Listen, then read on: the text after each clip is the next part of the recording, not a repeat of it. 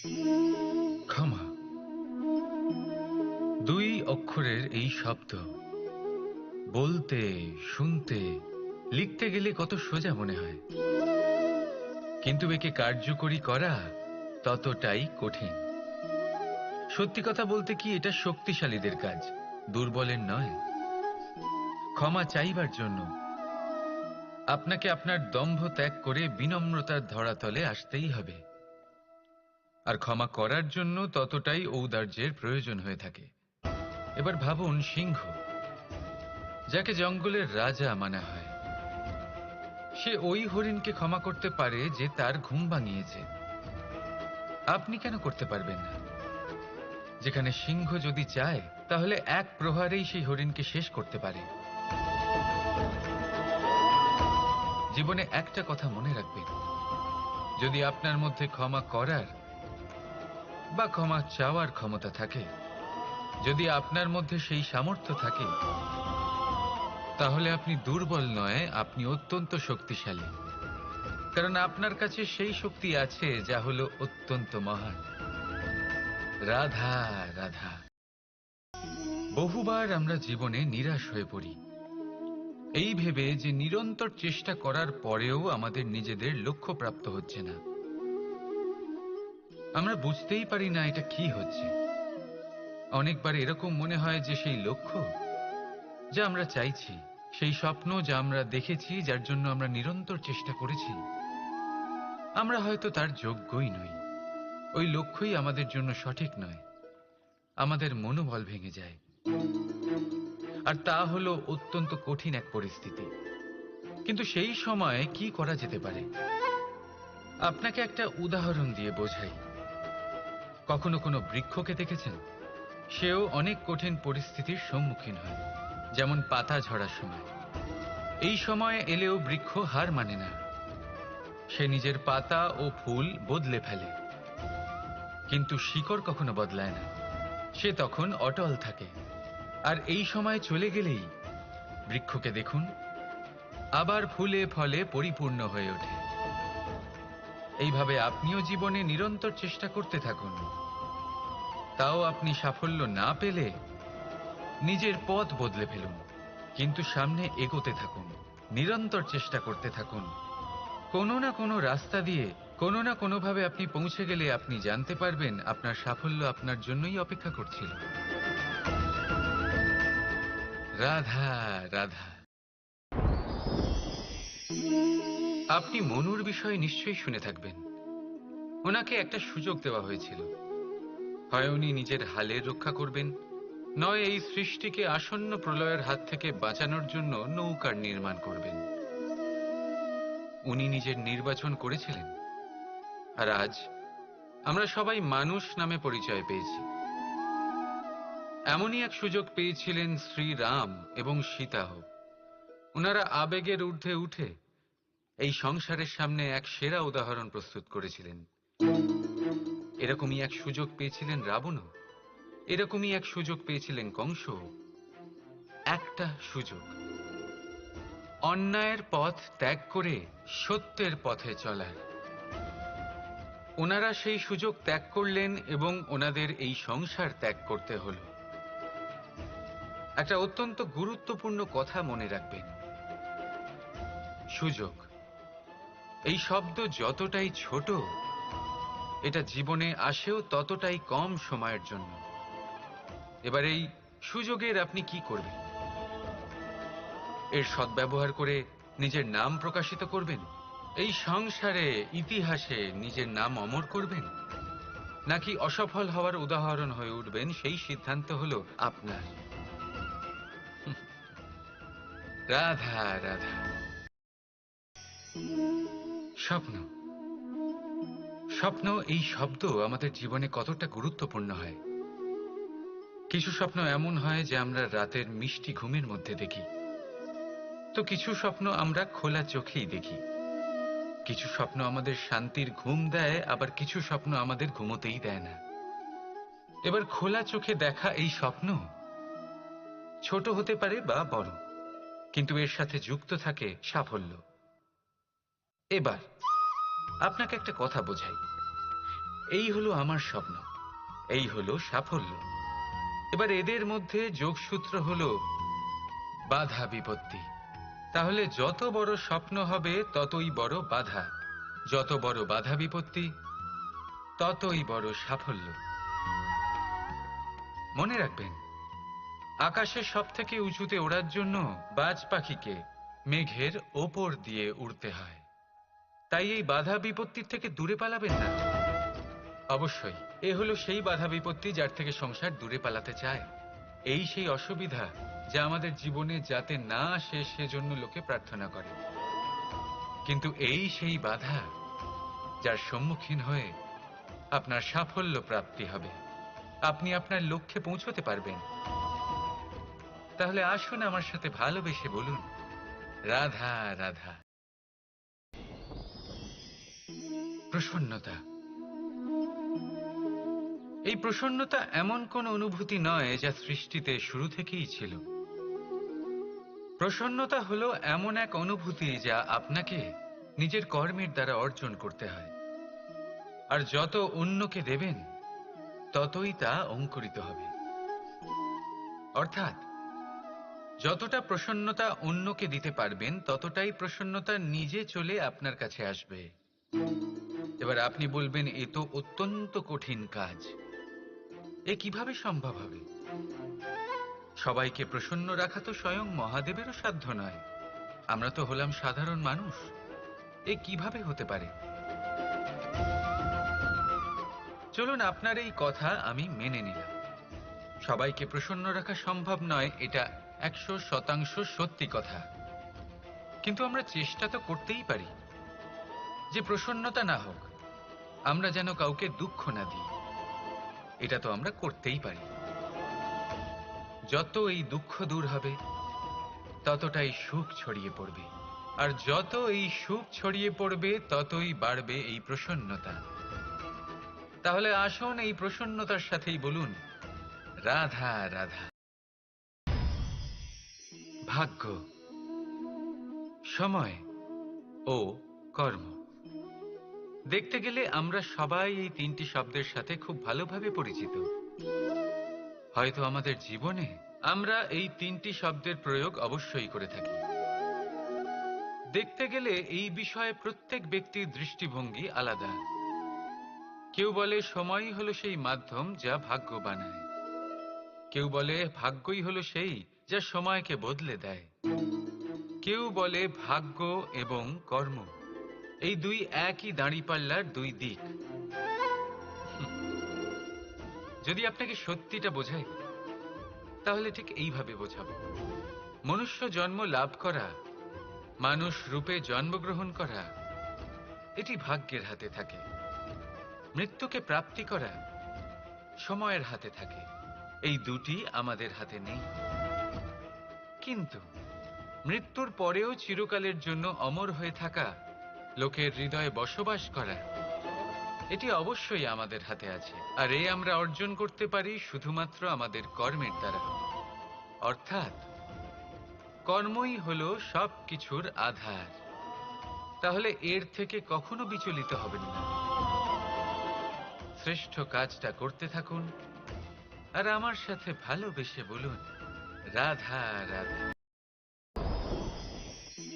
সংসারের সব থেকে মারাত্মক প্রাণী কে? কেউ বলবে বাঘ, কেউ বলবে সিংহ, কেউ বলবে সাপ। না, সংসারের সব থেকে মারাত্মক প্রাণী হলো একজন ভণ্ড মিত্র। অন্য সমস্ত পশুরা শুধু আপনার শারীরিক ক্ষতি করতে পারে, কিন্তু একজন ভণ্ড বন্ধু আপনার বুদ্ধির বিনাশ করতে পারে, আপনার বিবেকের বিনাশ করতে পারে, ভাবনা চিন্তা করার ক্ষমতা কেড়ে নিতে পারে। একজন ভণ্ড বন্ধু আপনার জীবনকে নষ্ট ও ভ্রষ্ট করে দিতে পারে। তার মধ্যে এত ক্ষমতা থাকে যে সে আপনাকে এমন পতনের পাকে ফেলে দেবে যে সেখান থেকে বেরোনো প্রায় অসম্ভব হতে পারে। আর যখন আপনি সত্যিটা বুঝতে পারবেন, আপনার মধ্যে জাগ্রত হবে প্রতিশোধের ভাবনা, যা কিনা সবার আগে আপনাকেই বিনাশ করবে। তাই জীবনে ভণ্ড বন্ধুর থেকে সাবধানে থাকুন। আর বিশ্বাস, এই বিশ্বাস মানুষের ওপরে ভেবে চিন্তেই করুন। আর আসুন আমার সাথে ভালোবেসে বলুন, রাধা রাধা।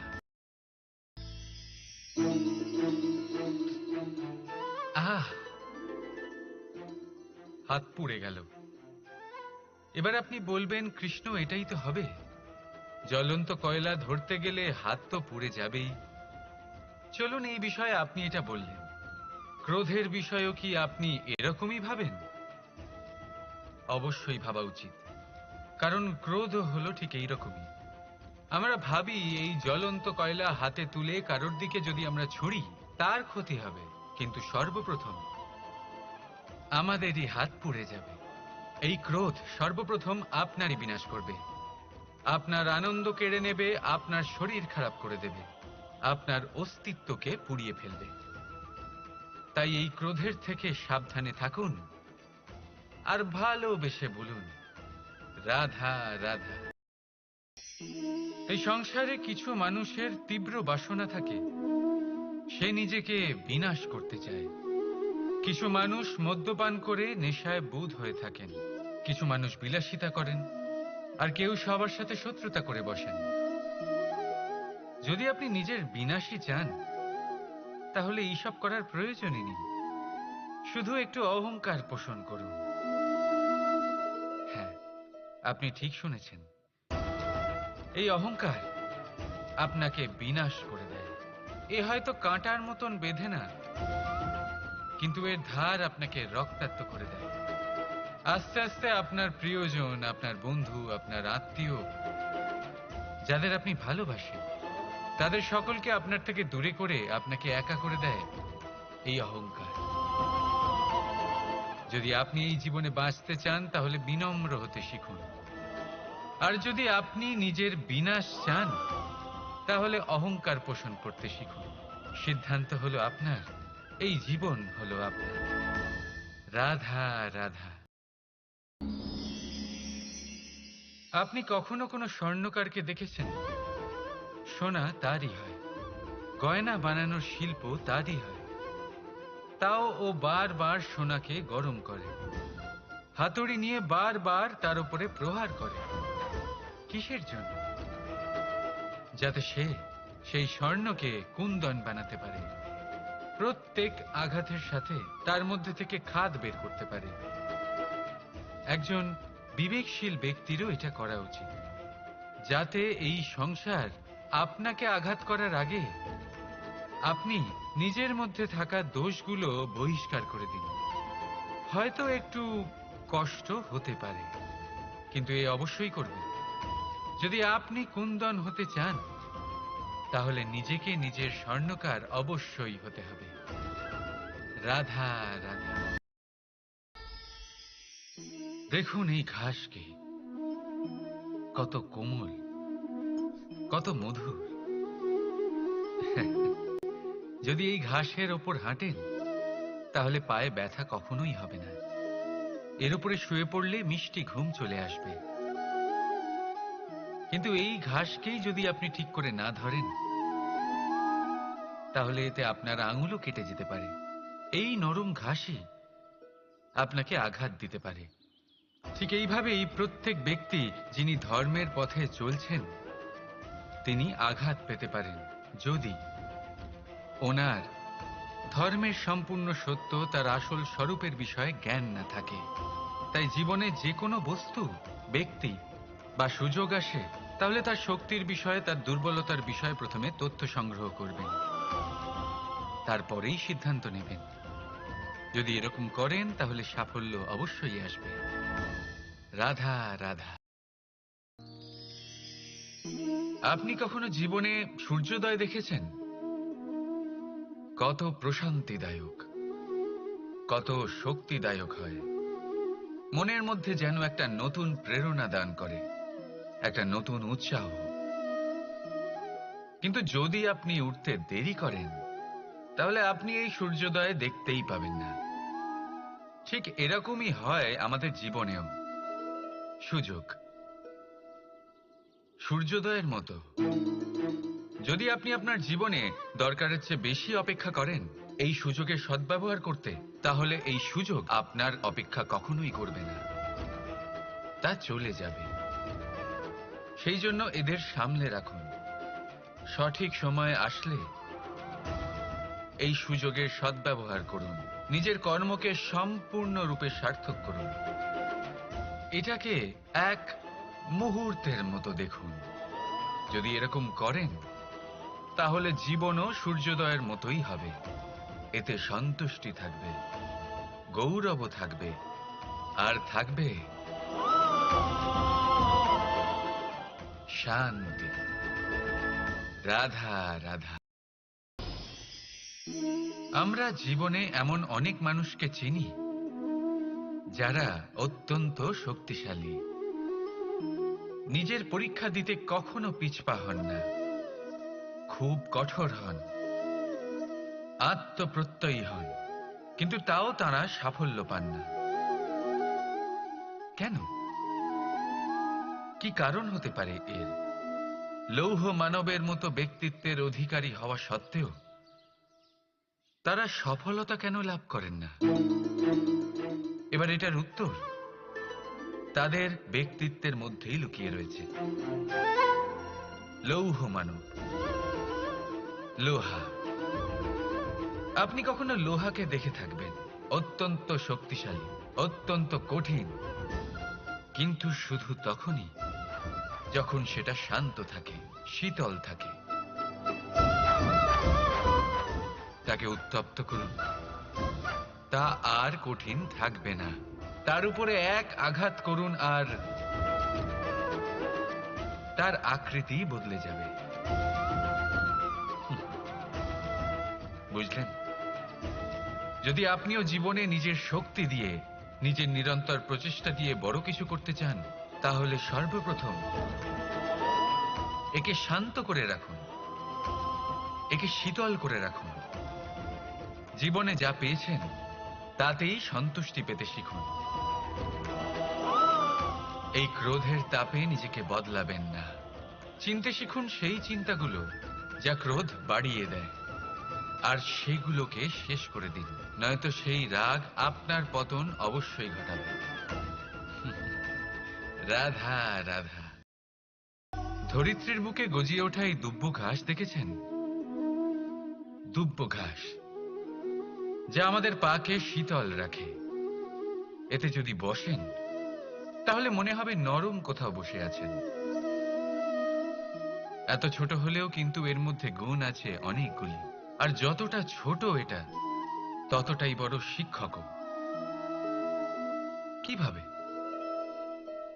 ভাবুন, পাতা ঝরার মরশুমের পরে সমস্ত পাতা একত্রিত হয়ে থাকে।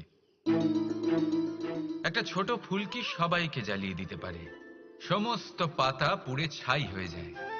কিন্তু এই ঘাসের কিছুই হয় না, সে যেমন ছিল তেমনই থাকে। কারণ কি হতে পারে? প্রথম কারণ, এরা ছোট হয়।